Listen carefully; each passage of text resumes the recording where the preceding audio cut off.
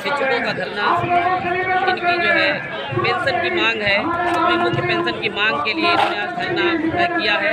और शिक्षा मित्रों को भी दूसरे नंबर पे शिक्षा मित्रों की नियमितीकरण की बात इस संगठन के द्वारा अपने जो है प्रस्तुत किया गया अपने धरने में, जो मांग पत्र इनका है। तो हम चाहते हैं मित्रों 1 जनवरी 2023 को लखनऊ इको गार्डन में होने वाला शिक्षा मित्रों के धरने में समस्त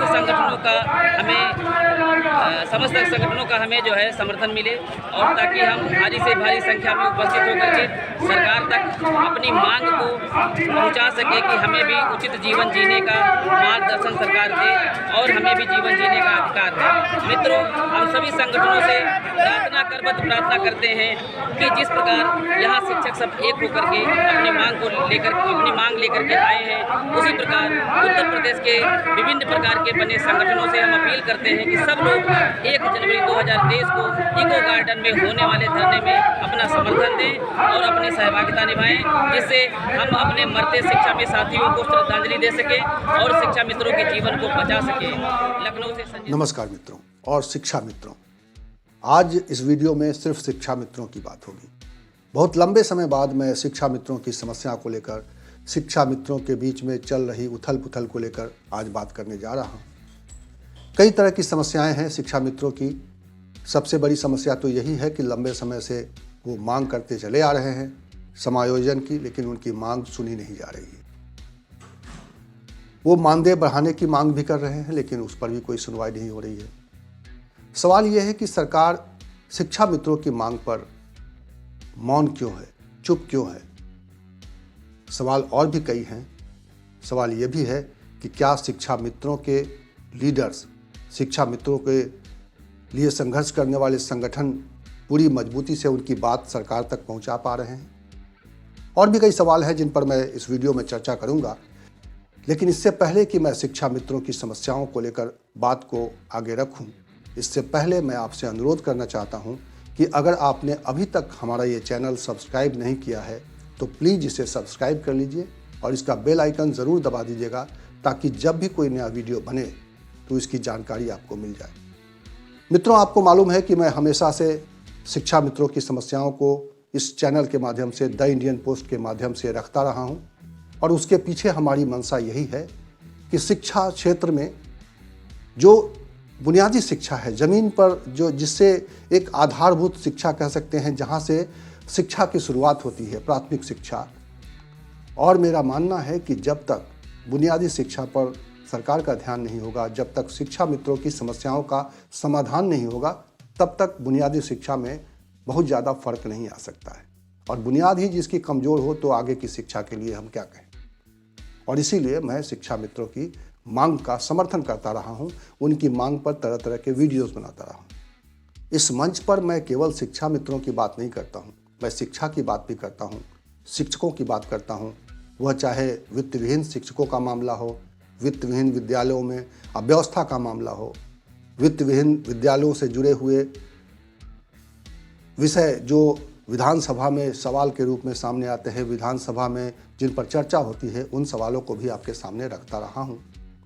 मेरा मानना है कि शिक्षक समाज जब तक जागरूक नहीं होगा, जब तक तरह तरह की जो समाज में उथल पुथल है, जो सियासत में उथल पुथल है, उसको समझने और जानने की कोशिश नहीं करेगा, तब तक समाज पिछड़ जाएगा। और इसीलिए मैं उम्मीद करता हूं कि शिक्षक समाज जो हमारे राजनीतिक विश्लेषण वाले वीडियोज़ हैं उसको भी देखे और उसको भी समझे, क्योंकि सियासत से आप मुंह मोड़ सकते हैं, लेकिन आपसे सियासत मुंह नहीं मोड़ता है। और शिक्षा मित्रों की ये जो हालत है, इसके पीछे एक बहुत बड़ी वजह सियासत भी है। ये सब आप भली भांति जानते हैं, अच्छी तरह जानते हैं कि एक सियासत की वजह से शिक्षा मित्रों की ये हालत है। और शिक्षा क्षेत्र में जो सियासत शुरू हो गई है, शिक्षा क्षेत्र को लेकर जिस तरह की सियासी सोच है, उसकी वजह से भी शिक्षक समाज में, शिक्षक समुदाय में एक बड़ा असंतोष है। बहरहाल मैं चर्चा कर लेता हूं कि शिक्षा मित्रों का इस वक्त जो मसला है वो बिल्कुल सरकार की नज़र में नहीं है। सरकार उस पर बिल्कुल ध्यान नहीं दे रही है, और सरकार ये समझ रही है कि उनको जो 10,000 रुपये का मानदेय मिलता है, जो 11 महीने के लिए ही होता है, और वो मानदेय भी हर महीने समय से नहीं आता है। इसकी शिकायतें भी लगातार आ रही है कि वो प्रधानाचार्य हो या बीए से हो, तरह तरह के समस्याओं की वजह से इन शिक्षा मित्रों को समय पर भुगतान भी नहीं होता है। अभी अभी विभाग से एक लेटर जारी हुआ था जिसमें इस बात को लेकर चिंता व्यक्त की गई थी कि 15 तारीख हो गया है लेकिन शिक्षा मित्रों का मानदेय शिक्षा मित्रों तक उनके खाते में नहीं पहुंचा। ये बड़ी चिंता की बात है कि शिक्षा मित्रों की समस्या को कई स्तर पर बड़ी गंभीरता से नहीं लिया जा रहा है और इसके पीछे एक बड़ी वजह ये है कि शिक्षा मित्रों का मसला पूरी तरह से उत्तर प्रदेश में राजनीतिक हो चुका है। सरकार के मन में ये बैठ गया है कि शिक्षा मित्र उनके विरोधी हैं, शिक्षा मित्र किसी खास पार्टी के समर्थक हैं, क्योंकि अखिलेश यादव ने, समाजवादी पार्टी का जब उत्तर प्रदेश में उनकी जब सरकार थी तो अखिलेश यादव ने शिक्षा मित्रों का समायोजन किया था।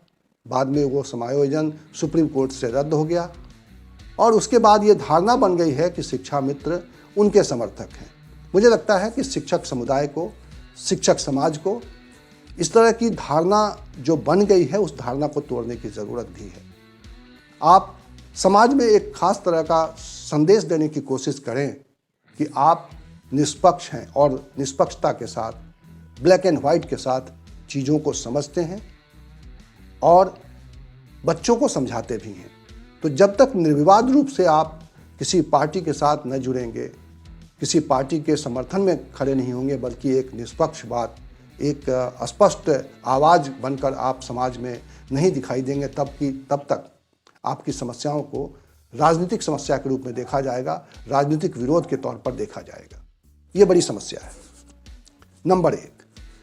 इसके बाद शिक्षा मित्रों की जो स्थिति है उसमें मुझे ऐसा लगता है कि शिक्षा मित्रों से जुड़े हुए जो संगठन हैं, जो शिक्षक संगठन हैं, जो शिक्षा मित्रों की आवाज़ को समय समय पर रखते रहे हैं, उन नेताओं में भी शिक्षा मित्रों की समस्या को पूरी मजबूती के साथ सरकार तक पहुंचाने का जो एक नज़रिया होना चाहिए था, जो एक कह सकते हैं जिसको जिस्ट एंड जील, जो आवाज़ होनी चाहिए थी, प्रखर आवाज़, जो एक मजबूत आवाज़ होनी चाहिए था, उस मजबूती के साथ आपकी समस्याओं को सरकार तक नहीं रखा जा रहा है।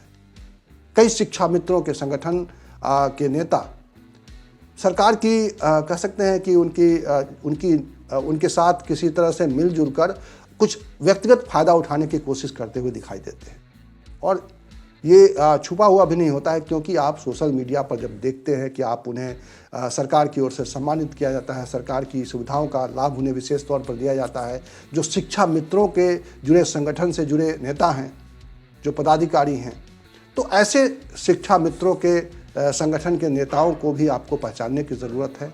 आप क्या उन नेताओं को पहचानते हैं जो अपने लाभ के लिए आपके हितों के साथ समझौता कर रहे हैं?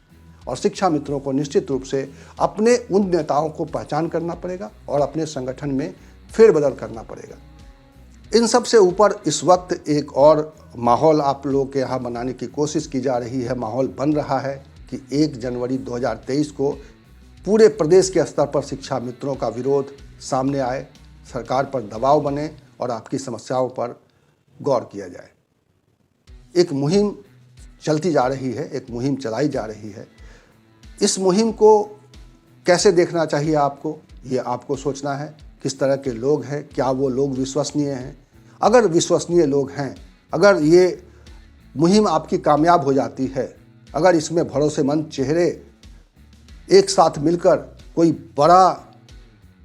बड़ी ताकत के रूप में लखनऊ में प्रदर्शन कर सकते हैं, सरकार तक अपनी आवाज़ पहुंचा सकते हैं, तो निश्चित रूप से आपकी समस्याओं का समाधान हो सकता है। लेकिन आपको ये सोचना है कि क्या ये आवाज़ उस तरह से मुखर होकर सरकार तक पहुंचने की कोशिश की जा रही है? क्या ये कोशिश कामयाब होगी? कैसे लोग जुड़े हुए हैं? कितने उनका अतीत क्या रहा है? किस तरह की उनकी भूमिका रही है सार्वजनिक इस तरह के सार्वजनिक काम में? उनका अनुभव क्या है? कैसे लोग जुड़े हैं? इस बात पर निर्भर करता है। क्योंकि मुझे याद है कि 2022 के चुनाव से पहले कुछ लोग आपका आर्थिक शोषण करना चाहते थे, आपके चंदे से अयोध्या में एक बड़ा कार्यक्रम करना चाहते थे। आपको पहचानना होगा कि क्या जो मुहिम चल रही है, ऐसे लोग तो नहीं जुड़े हैं। अगर ऐसे लोग इस मुहिम से भी जुड़े हैं जो आपके पैसे से, आपकी ताकत को दिखाकर सरकार से कुछ फ़ायदा उठाने की कोशिश कर सकते हैं, उठाने की कोशिश करते हुए दिखाई दे रहे हैं, तो आपको ये पहचानना होगा। ये सभी शिक्षा मित्रों को पहचानना होगा और ये बात आप इस वीडियो के माध्यम से भी लोगों तक पहुंचा सकते हैं। अधिक से अधिक लोगों तक ये आवाज़ पहुंचेगी, ये बात पहुंचेगी, तो वो संजीदा हो जाएंगे, वो सचेत हो जाएंगे और वो भी अपने हिसाब से समझने की कोशिश करेंगे कि इस तरह की मुहिम से कैसे लोग जुड़े हैं। और अगर सचमुच कोई ईमानदार लोग, सचमुच प्रभावशाली लोग, जिनका समाज में पहले से इस तरह का कोई विवादास्पद अतीत नहीं रहा है, ऐसे लोग मिलकर आवाज़ उठाएंगे तो निश्चित रूप से आपकी मांगें सुनी जाएंगी। और ऐसा मैं इसलिए कह रहा हूँ क्योंकि अभी हाल में ज़्यादा दिन नहीं हुआ है, एक हफ्ते, पिछले हफ्ते की बात है, जब स्टाफ नर्स जो मानदेय पर काम कर रही हैं, उनके मानदेय में 5% की बढ़ोतरी हो सकती है, उसके लिए डिप्टी सीएम चिट्ठी लिख सकते हैं ब्रजेश पाठक, तो आपके लिए भी शिक्षा मित्र लिख सकते हैं, आपकी आवाज़ भी सुनी जा सकती है। लेकिन शर्त यही है कि आपकी आवाज़ बुलंद हो। और आपकी आवाज़ बुलंद कैसे होगी, ये आपको तय करना है, ये आपके संगठनों को तय करना है, ये आपके नेताओं को तय करना है। और जब तक ये नहीं होगा, तब तक आपकी समस्याओं का समाधान भी नहीं होगा। मैं इसमें थोड़ा और डिटेल्स आपको बता दूं। स्टाफ नर्स का जो आंदोलन रहा है, उन्होंने लगातार संघर्ष किया है। उनकी संख्या कम ज़रूर है, लेकिन उनका संघर्ष मजबूत था और इसी की वजह से सरकार मजबूर हुई। डिप्टी सीएम ब्रजेश पाठक ने उसके लिए रेकमेंड किया और उनके मानदेय में बढ़ोतरी की गई। जब यही सरकार, योगी सरकार, स्टाफ नर्स को 29,374 रुपये से उनका मानदेय बढ़ा सकती है, जो 20,000 से लेकर 29,000 तक का उनका मानदेय था, उसमें बढ़ोतरी की जा सकती है, तो 10,000 मानदेय पाने वाले शिक्षा मित्रों का मानदेय, या जो अनुदेशक हैं उनका जो 7,500 मात्र पाते हैं, उनका मानदेय क्यों नहीं बढ़ सकता है? बढ़ सकता है।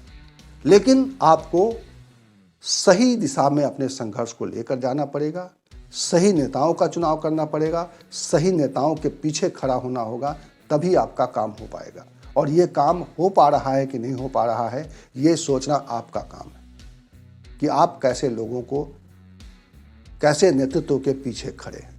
बहरहाल इस पूरे मामले में एक अच्छी बात यह है कि कई तरह के संगठन जो शिक्षक समाज से जुड़े हुए हित के लिए जो बने हैं, वो सारे संगठन अगर मिलकर अपनी आवाज़ बुलंद करेंगे, 1 जनवरी 2023 को जो प्लान किया जा रहा है, अगर वो आंदोलन आपका प्रभावशाली ढंग से सरकार पर दबाव बना पाता है, अपनी बात रख पाता है, क्योंकि इस आंदोलन में पुरानी पेंशन की मांग से लेकर जो शिक्षकों के पेंशन का मसला है, या शिक्षा मित्रों के समायोजन का मसला है, या शिक्षा मित्रों के मानदेय को बढ़ाने का मसला है, इन सारी समस्याओं को लेकर अगर सरकार पर एक असरदार तरीके से दबाव बना पाते हैं आप लोग, तो निश्चित रूप से आपकी समस्याओं का समाधान होता हुआ दिखाई दे रहा है।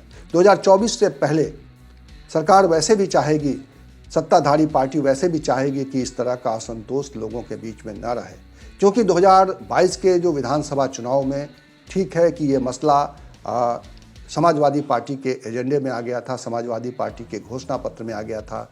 एक तो उन्होंने शिक्षा मित्रों की मांगों पर गौर करने की बात कही थी, उसके अलावा संविदा का जो सिस्टम है, संविदा कर्मचारियों को रखे जाने का जो एक चलन है सरकार में, उस चलन को समाप्त करने की बात उन्होंने कही थी।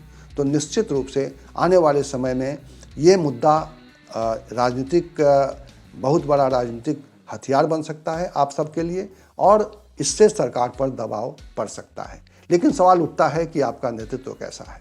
अगर आपका नेतृत्व सही रहेगा तो निश्चित रूप से आपको इसका लाभ मिलेगा और आपकी मांगों पर एक असरदार तरीके से काम हो सकता है। देखा यह गया है कि शिक्षा मित्रों ने योगी सरकार के पूरे कार्यकाल में एक संघर्ष किया, अलग अलग तरह से अपनी आवाज़ को उठाने की कोशिश की, सोशल मीडिया पर अपनी आवाज़ को बुलंद करने की कोशिश की, काली पट्टी लगाकर काम करते हुए अपनी मांग को रखने की कोशिश की, सरकार को उनका वचन याद दिलाया। कैसे प्रधानमंत्री नरेंद्र मोदी उत्तर प्रदेश में आते थे जब चुनाव के लिए 2019 में, तो वो वादा करते थे और वो कहते थे शिक्षा मित्रों की जो मांग है वो बिल्कुल जायज़ है और उस पर हम गौर करेंगे। योगी आदित्यनाथ आपको आश्वासन दिया करते थे, लेकिन वो आश्वासन पूरे नहीं हुए हैं। तो निश्चित रूप से सरकार पर एक दबाव बढ़ सकता है। और लेकिन इन सब के लिए ज़रूरी है कि आप ईमानदारी से इसके लिए प्रयास करें, आपके लीडर्स, आपके नेता ईमानदारी से इसके लिए कोशिश करें। और जब ईमानदारी से कोशिश करेंगे, जब आपकी आवाज़ को तरीके से रखेंगे, आपकी आवाज़ को सरकार के सामने सुलझाते हुए रखेंगे, तो सरकार निश्चित रूप से आपकी मांग को मान सकती है, क्योंकि आपकी मांग जायज़ है। शिक्षा मित्रों का वेतन या किसी भी ऐसे कर्मचारियों का वेतन इतना कम नहीं हो सकता है जो न्यूनतम वेतन, जो न्यूनतम दैनिक मजदूरी है उससे भी कम हो। तो निश्चित रूप से शिक्षा मित्रों और अनुदेशकों के जो मानदेय का सवाल है एक गंभीर सवाल है। शिक्षा से जुड़े हुए लोग हैं आप लोग, और शिक्षा को आप लोग लगातार मजबूत करते हुए आ रहे हैं। शिक्षा व्यवस्था में आपकी बड़ी भूमिका है। मैं तो यही कहूँगा कि आप इस भूमिका को संभाले हुए, इस भूमिका में कहीं से आपको कमज़ोर नहीं दिखना है। इस भूमिका में इस राष्ट्र निर्माण की जो की भूमिका है, बच्चों के निर्माण के, बच्चों के भविष्य के निर्माण की ये भूमिका है। इसलिए इस भूमिका में आपको कहीं भी कमज़ोर नहीं पड़ना है। आपको बच्चों को शिक्षा तो देनी है, लेकिन आपको अपने भविष्य को संभालने की कोशिश भी करनी है, और वो भी पूरी संवेदनशीलता के साथ, वो भी पूरी निष्पक्षता के साथ। जब अपनी आप बात को रखने का तरीका सही रखेंगे तो निश्चित रूप से आपकी मांग और आपकी बात सुनी जाएगी और आपकी समस्याओं का समाधान होगा। इस वीडियो में इतना ही। इसी तरह की चर्चा के साथ, इसी तरह के विमर्श के साथ मैं मिलूंगा आपको अगले वीडियो में। तब तक के लिए नमस्कार।